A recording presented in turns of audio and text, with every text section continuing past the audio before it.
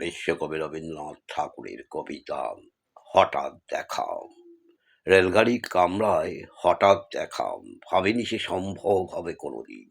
আগে ওকে দেখেছি লাল রঙের শাড়িতে ডালিম ফুলের মতো রাঙা, আজ পড়েছে কালো রেশমের কাপড়, আঁচল তুলেছে মাথায়। মনে হলো কালো রঙের একটা গভীর দূরত্ব ঘনিয়ে নিয়েছে নিজের চারদিকে। যে দূরত্ব শস্য ক্ষেতের শেষ সীমানায়, শাল বনের নীলাঞ্জনেই থমকে গেল আমার সমস্ত মনটা। চেনা লোককে দেখলেন, অচেনার গাম্ভীর্যে। হঠাৎ খবরের কাগজ ফেলে দিয়ে আমাকে করলেন নমস্কার। সমাজ বিধির পথ গেল খুলেই, আলাপ করলেন শুরু। কেমন আছো, কেমন চলছে সংসার?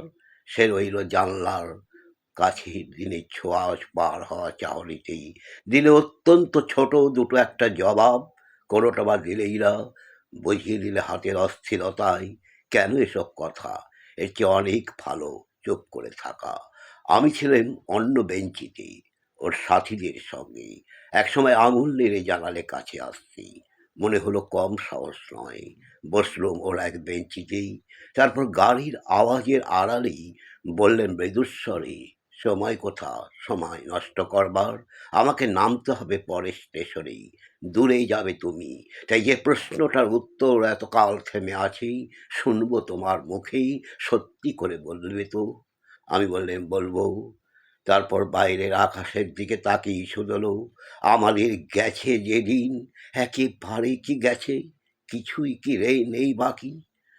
একটুকু রইলেন চুপ করে, তারপর বললেন, রাতের সব তারাই আছে দিনের আলোর গভীরে। খটকা লাগলো, কি জানি বানিয়ে বললেন নাকি। ও বললে থাক, এখন যাও ওদিকে। সবাই নেমে গেল পরের স্টেশনে, আমি চললেম একা। নমস্কার।